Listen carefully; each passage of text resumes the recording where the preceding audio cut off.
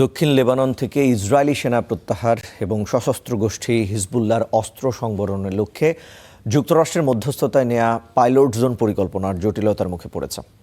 চুক্তি অনুযায়ী হিজবুল্লাহর অস্ত্র সমর্পণের বিনিময়ে ইসরায়েলের সব সেনা সরে যাওয়ার কথা থাকলেও সংগঠনটি সাফ জানিয়ে দিয়েছে তারা অস্ত্র ছাড়বে না।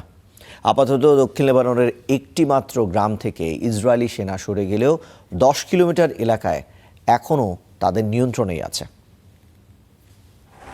মার্কিন মধ্যস্থতায় ইসরায়েল ও লেবাননের মধ্যে জুনে স্বাক্ষরিত চুক্তির মূল ভিত্তি ছিল পাইলট জোন প্রোগ্রাম, যার আলোকে লেবানন থেকে ধাপে ধাপে ইসরায়েলি সেনা সরে যাবার কথা ছিল। বিনিময়ে হিজবুল্লাহকে অস্ত্র সমর্পণ করাবে লেবানিজ বাহিনী।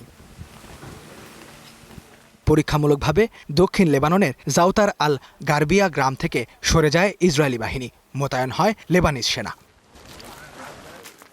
বাস্তব চিত্র কতটা নাজুক তা স্পষ্ট হয় যখন লেবাননের সেনা মোতায়েনের কয়েক ঘন্টার মধ্যেই ইসরায়েলি বাহিনী গুলি চালায়। এখনও 70 থেকে 80টি গ্রাম ইসরায়েলের দখলে। ইসরায়েলি বাহিনী যদি একটি গ্রাম থেকে সরে গিয়ে পাশের গ্রামে অবস্থান করে, সেটি তো গ্রহণযোগ্য নয়।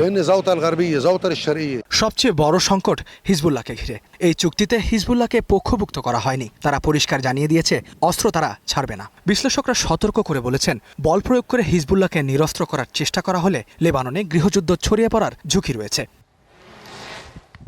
সামরিক বিশ্লেষকদের মতে 26শে জুনের চুক্তিতে সেনা প্রত্যাহার কিংবা অস্ত্র সংবরণের কোনো নির্দিষ্ট সময়সীমা নির্ধারণ করা হয়নি। এমনকি চুক্তি তদারকি করার জন্য কোনো তৃতীয় পক্ষ বা স্বাধীন সংস্থাও চূড়ান্ত হয়নি। ফলে ইসরায়েলি দখলদারিত্ব আরও দীর্ঘায়িত হতে পারে।